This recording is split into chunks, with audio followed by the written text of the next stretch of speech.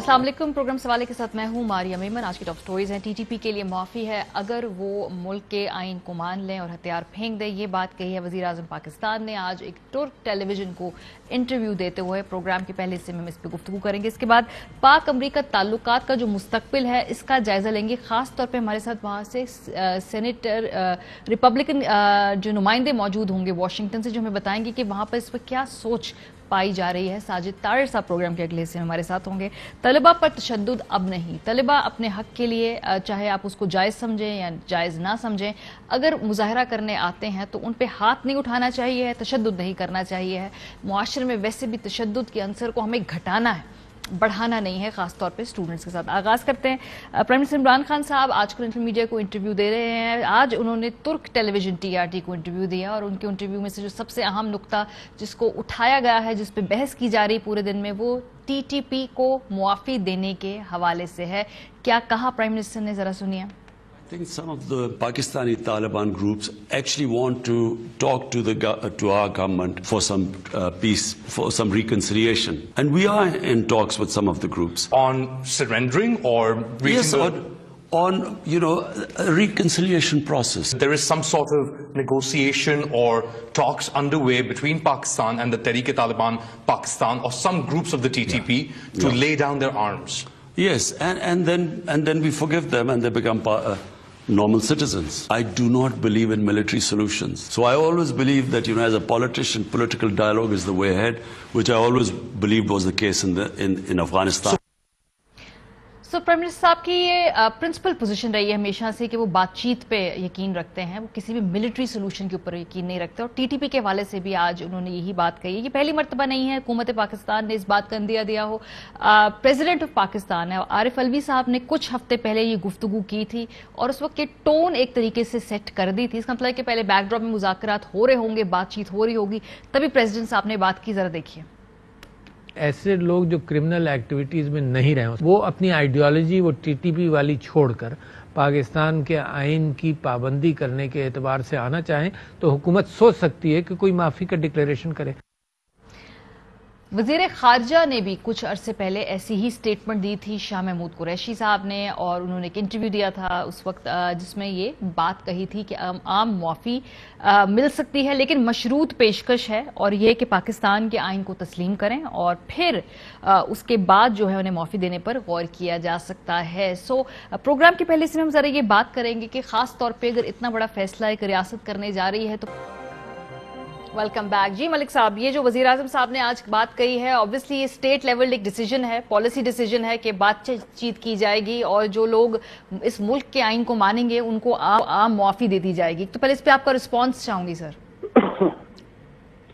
जी भाई बहुत शुक्रिया आपका। देखिए बुनियादी सवाल तो ये है कि इस पे एक तो अगर ये स्टेट की पॉलिसी है और इसमें ये अफगानिस्तान के साथ भी इन हालात को आप देख सकती हैं कि वहाँ पे क्या सूरत हाल है, और अगर ये पार्लियामेंट में जाए और पार्लियामेंट में डिबेट हो, और उस पर पहले आपको याद होगा भी रिसेंट पास्ट में एक बड़ी एफर्ट भी हुई थी जिसमें सिक्योरिटी के हमारे जो अदारे हैं उन्होंने एक ब्रीफिंग भी पार्लिमानी कमेटी को दी थी, क्योंकि ये मसला काफी इस तरह से है कि पिछली कुछ 3 दिहाइयों से हम एक starting from where we ended वाली सूरत हाल में हैं कि पहले एक USSR, USA, Mujahideen, then Taliban, then USA, then United states being there and Taliban.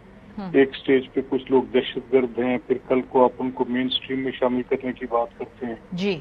तो फिर मेन स्ट्रीम में शामिल करते वक्त उनके जो पिछले स्टेट के उनके मुतल्लिक अपने ख्यालात हैं वो किस भी वजह से तब्दील होते हैं, या फिर दोबारा से हम वो रीट्रेट करते हैं सूरत हाल, वो retelling the same story all again and again.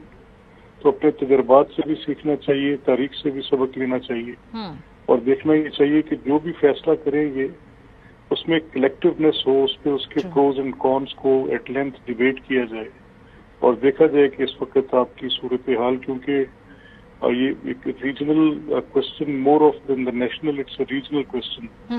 तो इसको आज कैसे आप तय करते हैं और इसके बाद में इम्प्लीकेशंस फ्यूचर में क्या हो सकते हैं, اور ماضی میں آپ نے ان چیزوں کی بنیاد پہ کیا نقصانات اٹھائے اور کہاں پر آپ کی کمپلشنس تھی to act the way we acted. ان سب چیزوں کا بغور جائزہ لینے کے بعد پھر آگے کو اپنی حکمت عملی ترتیب دیں. اور میرا خیال ہے کہ بنیادی فرق یہ ہوگا کہ یہ معاملہ پہلے پارلیمان میں جائے اور وہاں پہ اس کے اوپر تفصیل سے بات ہو، پھر ایک کلیکٹو ڈیسیژن. جی بالکل اگریڈ. ایک اور بات بھی ہے کہ یہ اب میں علی محمد خان صاحب آپ سے گفتگو کو یہاں پہ آپ کی طرف ڈائریکٹ کروں گی، بیکاز یہ جو خبر ہے میرا خیال ہے اس ملک میں جو جتنی بھی الیکٹڈ اور جماعتیں ہیں جو پولیٹیکل پروسیس کا حصہ ہے ان کو غالباً آج یہ پرائم منسٹر صاحب کے انٹرویو سے بات پتہ چلی ہے. لیکن بہرحال پارلیمنٹ کے اندر آپ لوگ لا رہے ہیں اس ایشو کو، یا کیونکہ obviously یہ نیشنل سیکیورٹی ایشو ہے، اگلی کوئی اور رجیم ہو سکتا ہے آپ لوگوں کی ہو سکتا ہے آپ لوگوں کی نہ ہو، کسی اور پولیٹیکل پارٹی کی ہو، تو یہ معاملات پہلے ڈیبیٹ ہونے چاہیے. پارلیمنٹ 2014 میں ہوئی تھی ایک گرانڈ ڈیبیٹ جب پہلے مذاکرات کے بارے میں بات کی جا رہی تھی، تو پھر تمام جماعتوں کو لیا گیا تھا اعتماد میں. تو پارلیمنٹ میں کیوں نہیں اس بات کو پہلے ڈسکس کیا جا رہا؟ بسم اللہ الرحمن الرحیم. بہت شکریہ جی. اللہم صلی وسلم وبارک علی سیدنا محمد رسول اللہ صلی اللہ علیہ وسلم. بڑا اہم یہ سوال ہے اور وزیر اعظم صاحب نے آج اس پہ بات کی اور آپ نے صدر مملکت کی بھی بات جو ہے وہ سنوائی. سب سے پہلے تو یہ ہے کہ یہ ڈیسیژن جو ہوگی، تو آپ کی بات صحیح ہے کہ یہ کسی حکومت کی نہیں بلکہ یہ ریاست پاکستان کی ڈیسیژن ہوگی. اور وزیر اعظم صاحب جو بھی ڈیسیژن لیں گے اس میں نہ صرف جو پارلیمان میں جماعتیں ہیں بلکہ اور بھی جو اسٹیک ہولڈرز ہیں ان سب کو ساتھ اس لیے لے کے جانا پڑے گا کہ ہم ہماری پورے ملک میں اور پوری قوم نے جو قیمت چکائی ہے وہ معاشرے کے ہر سیگمنٹ ہے، علماء کرام سے لے کے فوجی جوانوں تک اور ہمارے سول سوسائٹی کے لوگوں سے لے کے ہمارے مدرسوں کے بچے اور اسکول کے بچوں تک، شادیاں، جنازے، ہر چیز ہماری غیر محفوظ رہی اور 70-80 ہزار ہمارے بندہ جو ہے وہ شہید ہوا. اب اس پہ پارلیمان میں جو آپ بات کر رہے ہیں اس پہ سیریس ڈیبیٹ پارلیمان میں ظاہر ہے وہ اوپن تو شاید نہ ہو، وہ جو سیکیورٹی کمیٹی ہے شاید وہاں پہ ہو. میں اب اس وقت آپ کو کوئی کمنٹ نہیں کر سکتا کہ کب اور کہاں پہ ہم اس پہ مطلب پارلیمان میں کب اس پہ اجلاس بلائیں گے، لیکن میں یہ ضرور آپ کو یقین دہانی کرانا چاہتا ہوں کہ the decision will be that of the people of Pakistan. حکومت اپوزیشن سب اس کو مل کے کریں گے. دوسرا، صدر مملکت صاحب کی آپ نے جو بات سنوائی، اگر آپ نے اس پہ غور کیا ہو تو انہوں نے یہ کہا ہے کہ جن پہ کوئی کیسز نہیں ہے، جس پہ کوئی کیس ہے، کسی نے کوئی بندہ وغیرہ مارا ہے، وہ تو کوئی نہیں اس کو چھوڑ سکتا. لیکن اس میں دیکھیں بہت سے لوگ ایسے ہوتے ہیں بدقسمتی سے کہ جو آپ کی اس میں اگر ٹاپ کی کوئی ہے کہ دہشت گردی کرتے ہیں، جو ہندوستان وغیرہ سے پیسے کھاتے ہیں، نیچے بہت سے ایسے ہوتے ہیں جن کو جذباتی طور پہ ہائی جیک کرا لیا جاتا ہے. تو اگر کسی کے خلاف کوئی کیسز نہیں ہیں اور ہم سب کی متفقہ رائے بن جاتی ہے کیا ملک کو مضبوط کرنے کے لیے، جس طرح ماضی میں بھی ان لوگوں سے گفت و شنید ہوئی جب پیپلز پارٹی کی حکومت تھی، میں سوات آپریشن سے پہلے کے وقت کی بات کر رہا ہوں، جب ایگریمنٹ ہوا پھر وہ ٹوٹا، اس کے بعد آپریشن سٹارٹ ہوا، پھر میاں صاحب کے دور میں بھی گفتگو کریں نہ کریں، اس میں مجھے یاد ہے 14-15 کے زمانے میں بڑی لمبی ڈبیٹیں اس پہ ہوئی. جب ہمارے وہ بچوں والا واقعہ ہو گیا APS اور اس کے بعد سب آپریشن کی طرف چلے گئے. تو آخری بات میں یہ کروں گا کہ ہمارا مطمئن نظر یہ ہونا چاہیے کہ ہمارا ملک مضبوط ہو اور ہمارا ملک محفوظ ہو. اس کے لیے جو بھی فیصلہ کریں لیکن آئین کے تحت ہی ہوگا، سر کنسنسس سے کریں. لیکن یہ جو آپ نے بات کی بھی، آپ نے خود ہسٹری بتائی کہ پہلے مذاکرات ہوتے رہے لیکن پھر وہ مذاکرات کا جو تھا وہ پاس نہیں رکھا گیا.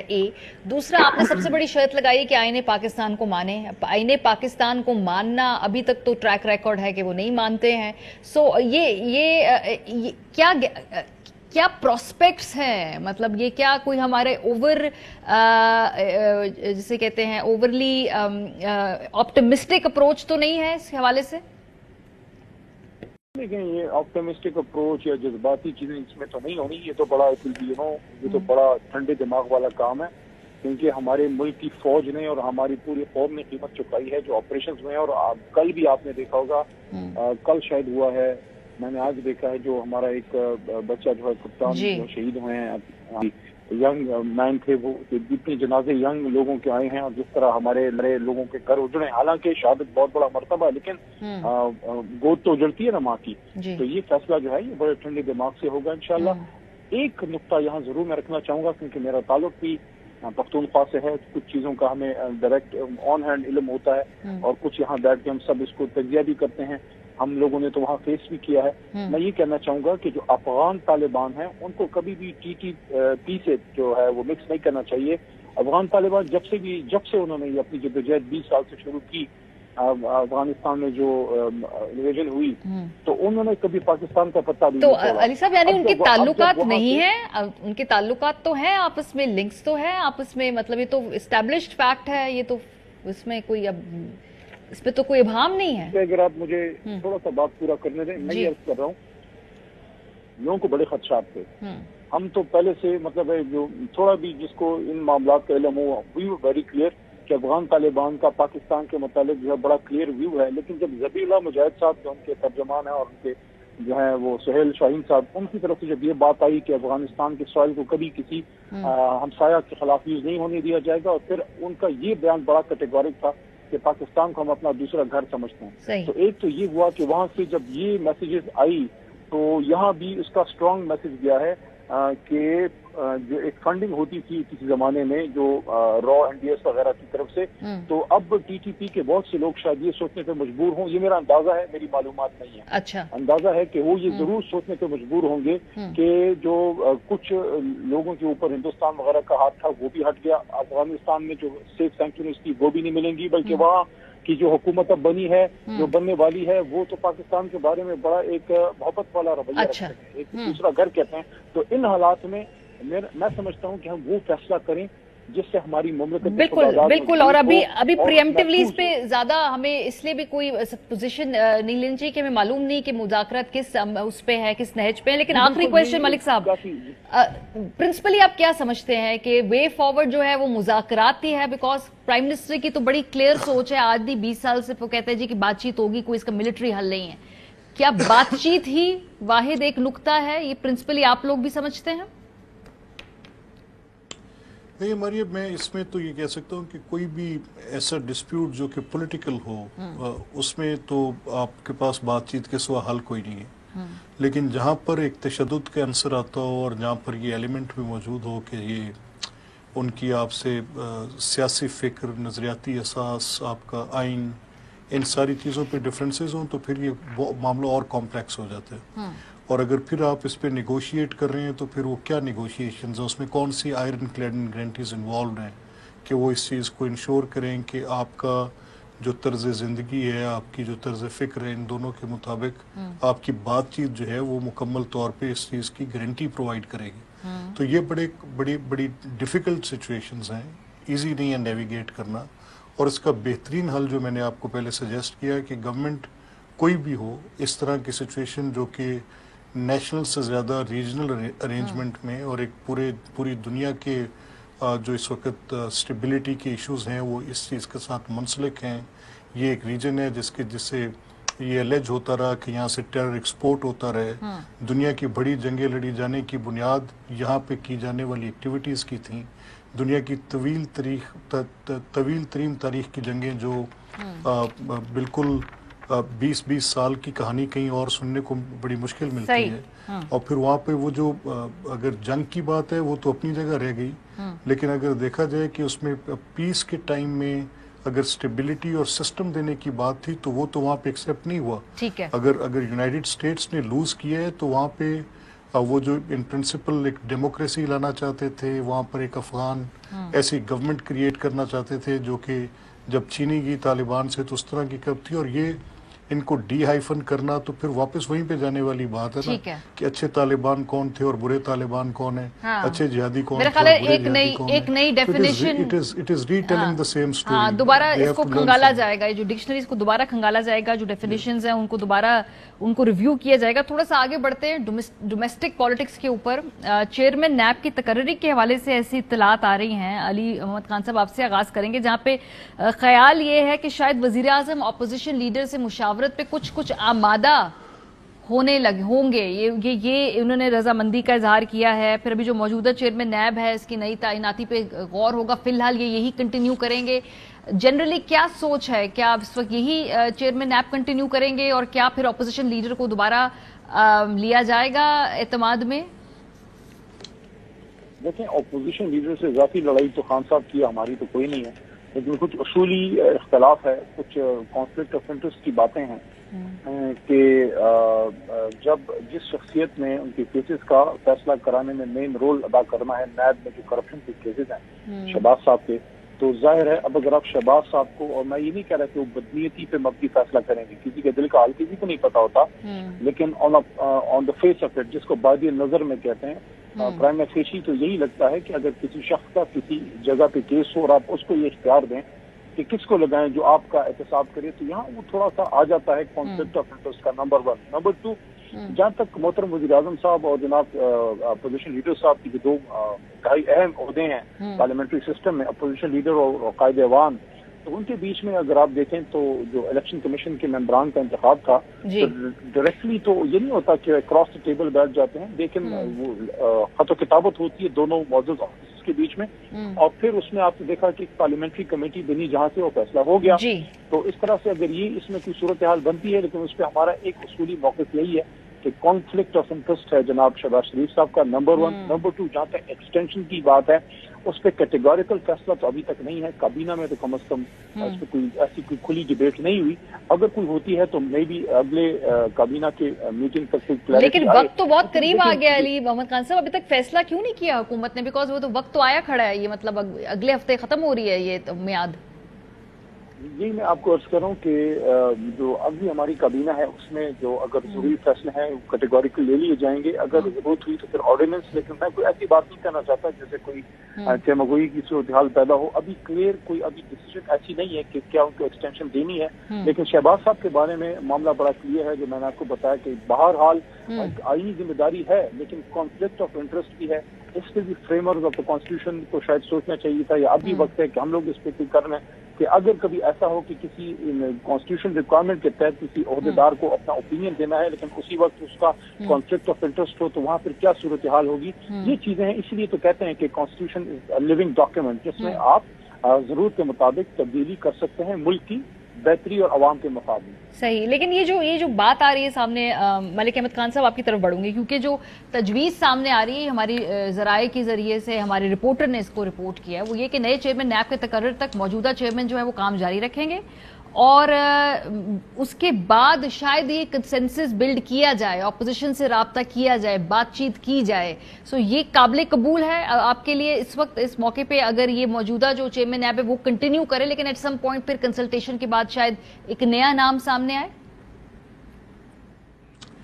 جی دیکھیں مریم، میرا اس میں پوائنٹ آف ویو بڑا ڈفرینٹ ہے، میں اس کو کانفلکٹ آف انٹرسٹ کا کیس نہیں سمجھتا، رادر اس کے پیچھے جو لیجسلیٹو انٹینٹ تھی وہ دیکھنی پڑے گی، اور اس کی تاریخ بھی ہے۔ یہ جب 99 میں یہ لا بنا اور چیئرمین نیب کی تعیناتی وہ تھی چیف ایگزیکٹو، اس وقت پارلیمنٹ نہیں تھی، بعد میں چیف جسٹس آف پاکستان کے ساتھ مشاورت کو اس میں ایڈ کیا گیا، اور جب پارلیمنٹ وجود میں آئی تو اس لا کو تب جب چینج کیا گیا، اور جو کنسلٹیشن پرووائڈ کی گئی between leader of the house and leader of opposition, وہ اس لیے تھی کہ کوئی نان پارٹیجن اپوائنٹمنٹ نہ ہو جائے، اور کوئی ایسی پارٹیجن اپوائنٹمنٹ نہ ہو جائے، سوری نان پارٹیجن ہونی چاہیے، اور اس میں ساتھ یہ بھی فیکٹر تھا جب یہ لا اس کو امینڈ کیا جا رہا تھا کہ جو کنسلٹیشن ہوگی وہ اس پرپز کے لیے ہوگی کہ کہیں گورنمنٹ، کیونکہ ایک تاریخ موجود ہے، تو کہیں پرسیکیوشن نہ کرے۔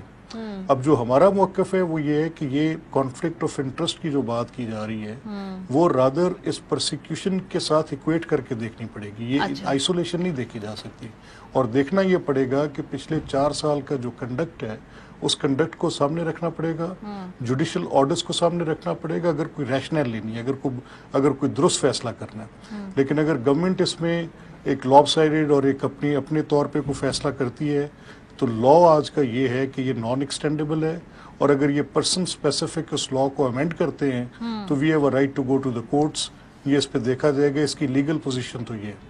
اب اس کی پولیٹیکل سائیڈ ہے، پولیٹیکل سائیڈ آپ کیسے تصور کر سکتے ہیں کہ ایک شخصیت جو کہ اتنے فریولس کیسز کہ جو کیس کورٹ میں جا رہا ہے وہ ٹریش بن کے اندر پھینک دیا جاتا ہے، اگر کسی اور تیسرے ملک کی ایجنسی جیسے نیشنل کرائم ایجنسی جس میں ساری انفارمیشن پرووائڈڈ بائی نیب ہے، اس کو وہ بالکل ربش سمجھ کے سائڈ پہ پھینک دیتی ہے، تو ایسی اپوائنٹمنٹ پر کیسے اتفاق رائے ہو سکتا ہے؟ تو بہتر ہے ہم ان سے خود بھی کنسلٹیشن نہیں کرنا چاہتے، کیونکہ ان کی میننگ آف لا بھی بڑی ڈیفالٹڈ ہے۔ اب اس کے آگے چل کر آگے یہ جو ایکٹ کرتے ہیں، we will see to it, it's a non working parliament, نہ ہی لیڈر آف اپوزیشن کی appointment of chief election commissioner پہ کوئی کنسلٹیشن ہوئی تھی، اس کے خط و کتابت جو کہ कॉन्स्टिट्यूशन की स्पिरिट को डिफीट करती है।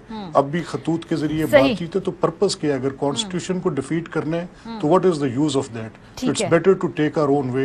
ये अपना रास्ता लें, हम अपना लेंगे। सर अपना रास्ता, उनका रास्ता, कोई बीच में रास्ता तो निकालना पड़ेगा ना। हर मामले के ऊपर ऐसे डेडलॉक नहीं हो कैसे सकता। निकालें ना, आप बताएं। सर हर इशू पे डेडलॉक है सर, ईवीएम पे भी डेडलॉक है, इस्लाहात पे भी डेडलॉक है। देखिए एक सर दोनों को कंसेंसस नहीं मारिए, करना पड़ेगा sir. Are we at the fault? इसमें हमारा बिल्कुल कोई ताल्लुक नहीं है। आप देखें कि हम पिछले 4 साल से हर तरह की ज्यादती सह रहे हैं, हर तरह की हमारे साथ नाइंसाफी हो रही है, हर तरह का हमारे साथ हमें धक्का दे के कॉर्नर में पुश किया जा रहा है हमारे खिलाफ। व्हाट नॉट टू से, आप एक पूरी एक कैंपेन है जो गवर्नमेंट के एक्सपेंस पे एक लेकिन हुकूमत जब रीच आउट करती है सर इन रिफॉर्म्स पे, आप लोग भी ताउन नहीं करते, लेकिन ऑब्वियसली ज्यादा रिस्पांसिबिलिटी हुकूमत की। अली मोहम्मद खान साहब, जो ये जो डेडलॉक के मामला आप कर लें एक केस टू केस आप बात करके देख लें, बताएं कि कहां पर हमारी गलती है। हम फॉर एग्जांपल रिफॉर्म्स के लिए सर वो करेंगे, जब सारी ज्यादती भी इनकी हो और उसके साथ हम रिफॉर्म्स के ऊपर जब बात की, आप लोगों ने अपने बंदे पॉइंट नहीं किए। ईवीएम के ऊपर बात की, आप लोगों ने जाकर वो देखना गवारा नहीं किया। ये हुकूमत की बात भी कहते हैं, लेकिन अली मोहम्मद खान साहब अच्छा यहाँ पे रोक लें एक सेकंड मारिए प्लीज। मुझे अली भाई से इजाजत लेते हुए, मैं ईवीएम को, ये इनका हक ही नहीं है हुकूमत का। इलेक्शन कराने के मुतल्लिक एक पाकिस्तान अवामी पार्टी का केस है, सुप्रीम कोर्ट की जजमेंट है। अच्छा। मेरी नजर से वो पहले नहीं गुजरी थी। वो एक हमारे बिलाल मिंटो साहब का, वो आबिद हसन मिंटो साहब की वो पिटीशन थी जिसमें ये फैसला है। उसके बाद तो कोई इब्हाम ही नहीं है कि हुकूमत का कोई ताल्लुक इस चीज के साथ। ये तो एक फ्रीक है। ये कैसे तय कर सकते हैं कि इलेक्शन कैसे होगा? इलेक्शन कराने का आईनी हक सिर्फ इलेक्शन कमीशन के पास है। मुझे वो फैसला आगे जाने दे सर, के साथ होगा कि नहीं होगा। मैं ये दिस इज एब्सोल्युटली कॉन्स्टिट्यूशन के बिल्कुल वायरीज के खिलाफ। मैं अली मोहम्मद खान साहब की तरफ बढ़ना चाहती हूँ सर। मुझे कंक्लूडिंग नोट चाहिए, क्योंकि ये हर इशू पे लगता है जैसे एक डेडलॉक सा आ गया है। चेयरमैन नैब की तैनाती पे अली मोहम्मद खान साहब, आपको लगता है कोई लचक मौजूद है हुकूमती कैंप के अंदर? किसकी तैनाती होनी है? पार्लिमानी तरीकेकार है जो वजह किया गया है उसके तहत ही हो जाएगी, या इसके ऊपर भी कोई ना कोई डेडलॉक रहेगा आखिर तक? देखिए, मैं तो आपको मारिया बीवी बात करूंगा कि इसका आपको 1 पॉइंट आंसर तो हमारी मेन लीडरशिप दे सकती है, या खान साहब या शहबाज साहब। बाकी मेरे जैसे या मलिक साहब जैसे लोग, हम तो वो बात करेंगे क्योंकि we are not decision makers. हम तो आपको अपनी लीडरशिप की बात ही पहुंचाएंगे, और लीडरशिप की बात ये है कि कभी भी सियासत में दरवाजा बंद नहीं होता। आप मुल्की मफाद में बात करते हैं। मुझे बड़ा अजीब लगा मलिक साहब जैसे शख्सियत की ये बात सुनना कि अपना रास्ता लें, हम अपना रास्ता लेंगे। ये बात को इनका कोई और बंदा करे जज्बाती सा तो समझ में आती है। अपना रास्ता लेने का मतलब ये है कि मुल्क का नुकसान करें, वो तो कभी भी हम नहीं होने देंगे। नंबर 1। नंबर 2, देखें हुकूमत ऑलवेज एंगेज करती है, लेकिन अपोजिशन की तरफ से बड़ा नॉन सीरियस रवैया है। हालांकि हमेशा ये हमें दोष देते हैं। अभी पूरा सेशन आपने देखा, हर दिन इन्होंने कोरम पॉइंट आउट किया, हत्ता के प्राइवेट मेंबर डे जो होता ही अपोजिशन का दिन है, वो दिन जिस दिन आप हुकूमत से सवालात करते हैं, वो दिन जिस दिन हुकूमत आपको जवाब दे होती है, और government is on the mat on that day. Private members day पे हुकूमत जो है वो आपके चारों शान चित होती है। आपके पास अवामी मफाद में हर तरह की बात और लेजिस्लेशन करने का खुद उठ के उस दिन भी उन्होंने जो है कोरम पॉइंट आउट किया। तो देखें, कुछ ये भी अपना किबला दुरुस्त करें, कुछ हम भी अपना दुरुस्त करें, आए और इस चीज पे इसलिए बैठें। ये फरीक की बात नहीं है कि हम फरीक हैं आप फरीक हैं। देखें, इलेक्शन कमीशन में इलेक्शन करवाना है, उसको कानून साजी आप और हमने मिल के देनी है। तो कानून साजी इलेक्शन कमीशन नहीं कर सकती। दूसरी बात, पॉलिसी मेकिंग भी वो नहीं कर सकती। ईवीएम से होना है नहीं होना वो पार्लिमान ने फैसला करना है, वो सियासतदानों ने फैसला करना है। इलेक्शन कमीशन तो वो सिर्फ आपको बताएगी कि इसके लिए उनकी जरूरियात क्या है। और आखिरी बात, जहां तक इसका ताल्लुक है कि हमने इनको FATF पे इंगेज किया। कोई ग्रे लिस्ट से पाकिस्तान निकल रहा था तो क्या जो है महमूद खान या इमरान खान साहब पूरा पाकिस्तान निकल रहा था, वहां आके इन्होंने जो है नैब लॉज का डंडोरा पीटना शुरू कर दिया। हालांकि वो नैब लॉज के लिए वो कमेटी उस काम कर ही नहीं रही। सर बॉटम लाइन ये है मुझे सब सेगमेंट को and solve the issues through dialogue। Sir लेकिन फिर इतनी फाइनल पोजीशन ना ले ली जाए और कोई ना कोई गुंजाइश रखी जाए, लचक रखी जाए। बहुत शुक्रिया आप दोनों का। इस प्रोग्राम के सेगमेंट को हम समेटेंगे, वापस आएंगे तो फाइनेंशियल टाइम्स की रिपोर्ट आई है जिसमें पाकिस्तान के किरदार को सराहा गया है, लेकिन साथ साथ एक बड़ी सख्त करारदाद भी पेश की गई है अमरीकी सेनेट में, उस पर भी बात होगी। साजिद तारिर साहब हमारे साथ होंगे। अमरीका में क्या सोच है पॉलिसी मेकर्स की? ब्रेक के बाद हमारे साथ रहिए। Welcome back. अफगानिस्तान में जो अमल है इस वक्त इंतकाल इक़्तिदार का, उस हवाले से बैरून मुल्क जो मीडिया है उसमें खबरें छप भी रही हैं, ऑप-एड छप भी रहे हैं। जो लेटेस्ट इस वक्त है वो फाइनेंशियल टाइम्स की रिपोर्ट है जिसमें पाकिस्तान और ख़ास तौर पर प्राइम मिनिस्टर के किरदार की मजमूई तौर पर तारीफ की गई है। ये जो फाइनेंशियल टाइम्स का आर्टिकल आया है उसमें कहता है कि साबिक अमरीकी सदर डोनाल्ड ट्रंप के तालिबान के साथ मुज़ाकराती अमल के आगाज़ से पहले वज़ीर आज़म इमरान खान कह चुके थे इस मसले का कोई फौजी हल नहीं है। इमरान खान 9/11 के बाद दहशत गर्दी के खिलाफ जंग के आगाज़ से ही मुखालिफ थे। उन्हें मुज़ाकरात की बात करने पर तालिबान का हामी करार दिया जाता रहा। अब तालिबान के अफगानिस्तान पर कब्जे और अमरीकी फौजों के इनखला ने उनका मौक़िफ़ दुरुस्त साबित किया है। इमरान खान की पॉलिसियों की बदौलत पाकिस्तान का किरदार जनूबी एशिया में दुनिया की बड़ी ताकतों के माबैन पुल के तौर पर सामने आ रहा है। ये तो है जो अमरीकी मीडिया में एक परसेप्शन है। इस हवाले से कुछ ऑप-एड्स पाकिस्तान के प्राइम मिनिस्टर के भी छप चुके हैं, लेकिन एक जो तशवीशनाक खबर इस दफ़ा सामने आई वो थी अमरीकी सेनेट में एक पाकिस्तान मुखालिफ बिल पेश किया गया। Afghanistan counter terrorism oversight and accountability act 2021 का ये बिल था। ये बिल रिपब्लिकन जमात की सेनेटर जिम रिश ने 22 सेनेटर्स के हमरा पेश किया था। इस बिल में मुतालबा किया कि बाइडेन इंतजामिया की जानिब से अफगानिस्तान से जल्दबाजी में इनखला के फैसले और उसकी वजह से पैदा होने वाले मसाइल का जायजा लिया जाए। अमरीकी हुकाम इस बात का जायजा लें कि हुकूमत पाकिस्तान समेत रियासती और गैर रियासती अनासर की जानिब से तालिबान को 2021 में कितनी मदद हासिल रही जिसका नतीजा अशरफ गनी की हुकूमत के खात्मे की सूरत में निकला। इस बात का भी जायजा लिया जाए कि पाकिस्तान समेत ये अनासर 2021 में वादी पंशेर ऑपरेशन में तालिबान की कैसे मददगार रहे। बिल में यह जायजा लेने का मुतालबा भी किया गया है कि पाकिस्तान ने 2001 से 2020 तक तालिबान की किस तरह मदद की। इन अनासर पर पाबंदी का मुतालबा किया गया जिस पर तालिबान को मदद फराहम करने का इल्जाम है। इसके अलावा बिल में तालिबान के पास अमरीकी साजो सामान और असलहा वापस लेने का भी कहा गया। बिल में यह भी मुतालबा किया गया कि चीन, रूस और तालिबान के चैलेंज से निपटने के लिए भारत के साथ सिफारती, मुआशी और सिक्योरिटी ताउन को मजबूत किया जाए। इस बात का भी अंदाजा लगाया गया कि तालिबान के अफगानिस्तान में कब्जे के नतीजे में भारत के सिक्योरिटी माहौल में तब्दीली से अमरीकी और भारत के ताल्लुकात पर क्या असरात आएंगे। इस पर बात करने के लिए साजिद तारिर साहब रहनुमा रिपब्लिकन पार्टी अमेरिका से हमारे साथ मौजूद है। बहुत शुक्रिया तारिर साहब हमें ज्वाइन करने के लिए। 22 सेनेटर्स ने जो बिल पेश किया इसके हवाले से हुकूमत पाकिस्तान से जब बात करते हैं तो वो ये कहते हैं कि जी एक तो ये अपोजिशन की तरफ से बिल आया है, उसमें कोई काबिले जिक्र इस तरह का प्रोमिनेंट लीडर नहीं है, तो क्या इसको हमें सीरियसली लेना चाहिए? क्योंकि ऑब्वियसली अगर वहां पर ये बिल पेश किया जा रहा है, इस हवाले से वह बातचीत हो रही है, तो हमारे लिए कितनी ये उसकी बात है, तशवीश की बात होनी चाहिए?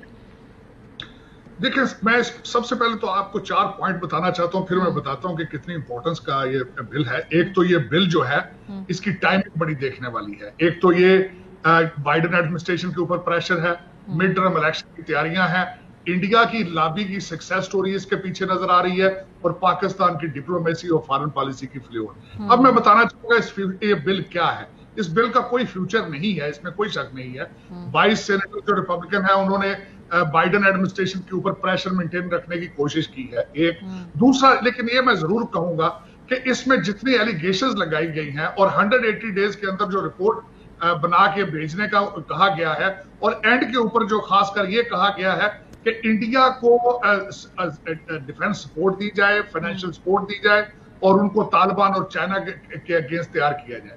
ये बिल आगे, ये किसी बिल आगे बड़े खतरे की एक फाउंडेशन बन सकता है। अगर तालिबान, जिस तरीके से आप देखें, इसमें यूनाइटेड नेशंस का एक रिपोर्ट पेश की गई है कि 1 करोड़ 84 लाख लोग जो है अफगानिस्तान में वो खुराक का शिकार हो सकते हैं। इस तरह की चीजों की बात की गई है और अगर खुदा ना खास्ता तालिबान स्लिप होते हैं, मलबा पाकिस्तान पे गिरेगा और ये आगे सैंक्शंस और एम्बार्गो की तरफ जा सकता है। और यहाँ पे एक और मैं बताना चाहूंगा इसका फ्यूचर क्या होगा।